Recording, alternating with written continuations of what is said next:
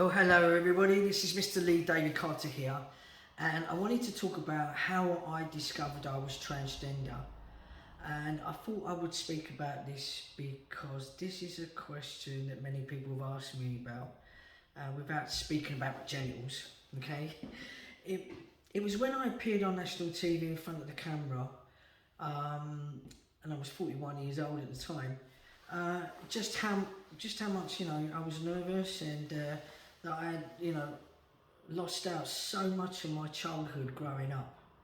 Basically, I suppressed it for years, and reflecting back, I must admit I was a little bit nervous at the time about talking about it in front of a camera. When I reflect back to when I was a child, because people ask many questions. And I was always looked upon as a bit of a tomboy growing up in London as a child growing up, and always dressed as a boy. In this case, from the age of 6 or 7 years old, I had the tendency to do all the things that are boisterous, and was never a girl. And I played with a ball, played with a telly, played with the boys, played with my younger brother, never my sister. Played with the boys' toys, racing bikes, playing in the dirt, playing football, playing in mud. I was never a little girl. I was just like a typical little boy, basically, growing up. And everybody thought I was a boy. I went to school and I'd wear trousers. Not allowed, but I wore them anyway. I would never wear a skirt. From the age of, from as young as whenever. And grew up like that, living my whole life like that. And, they thought I was a lesbian, but, I wasn't. I just came from a different generation that it wasn't heard of, wasn't spoken about, and then I ended up thinking that you're queer, if you act that way. So, although I went through the transition over a decade ago, I wanted to talk about the journey, how I discovered I was transgender, growing up like that, without that kind of support or any kind of resources to get the help you needed. And also because I grew up in tough circumstances. Family were dysfunctional, parents went through divorce, and many other issues and problems and concerns that I had to deal with besides that. So that's just also another part of the journey, and not just the gender story. So, I was concerned about my gender. Well, to a point I was, but I didn't get the support or the help I needed. And my parents were not really bothered as a child growing up, except my father. He told me to go and wear a skirt, which I wouldn't do that. I remember shouting at me once and said, "Why don't you wear a skirt?" And I said, "No, I'm not wearing a skirt.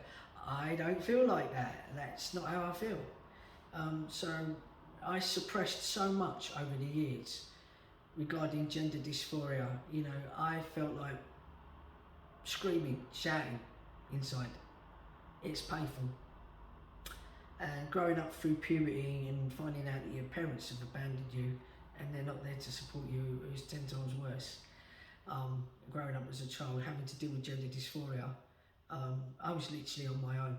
And for many, many years throughout my life, I suffered all kinds of problems, right down to suicidal, right down to feeling depressed, anxiety, and all the other issues that I had to go with. So, how I discovered I was transgender was later on in life. It wasn't until I went through puberty that my whole world collapsed in a state of confusion. I felt, reflecting back, that I was in a strange place. I felt weird. I felt out of whack.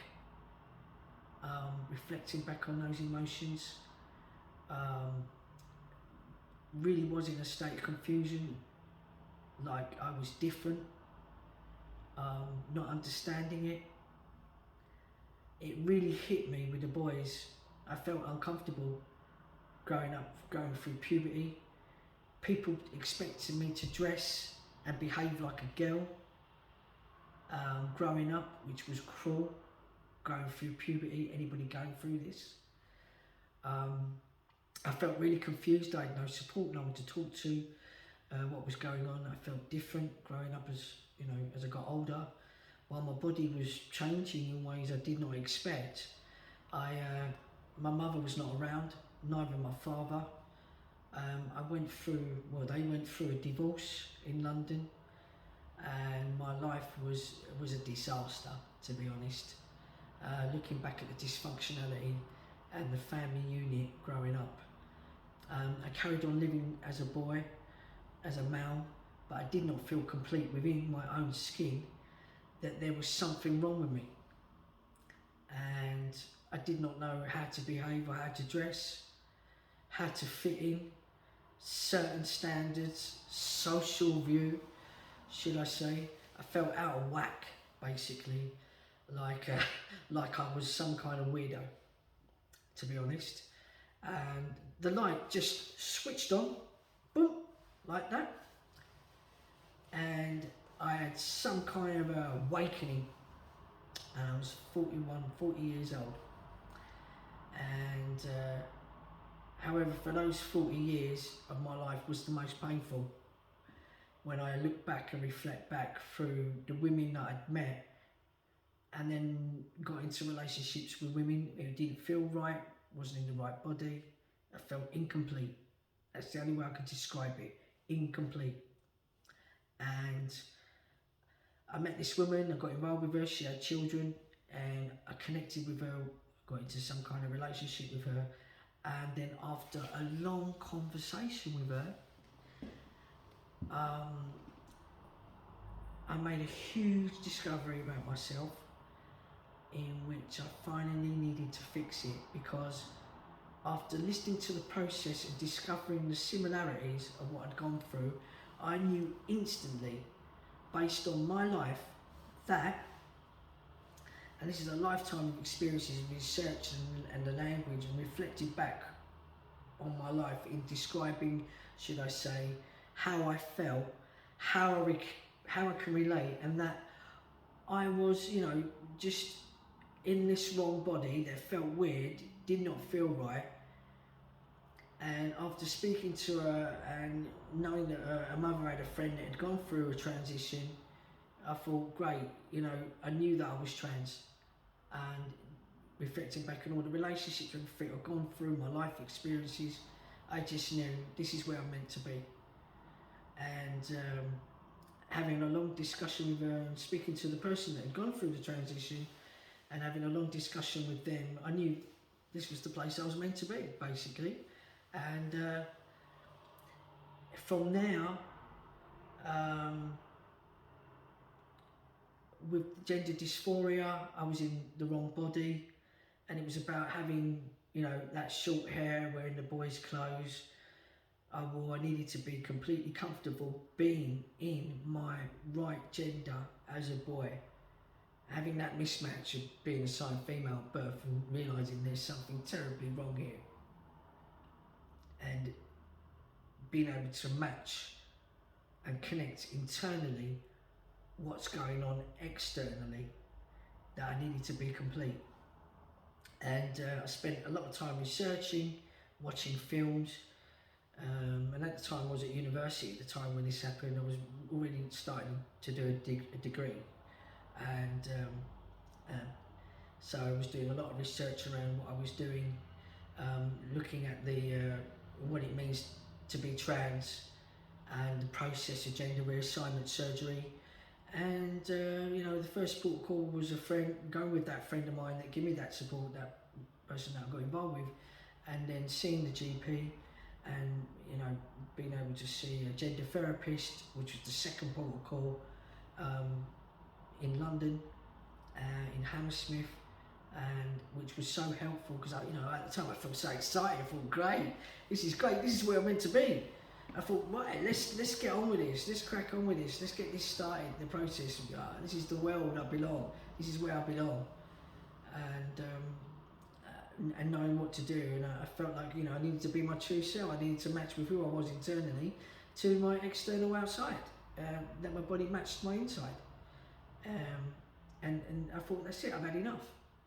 And finding out what to do, and being in that place. And then I sat down and spoke to my mother, and first, and she sort of kind of, I helped her to understand, but she was, should I say, quite compassionate about it, and she did understand, and knew that there was something wrong, and sensed it, but wasn't quite sure, you know, different generation, that I was just born different.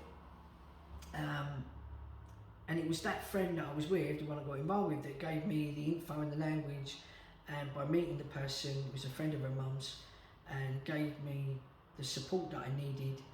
And after making making that change, that person that went through the transition, and after a long discussion,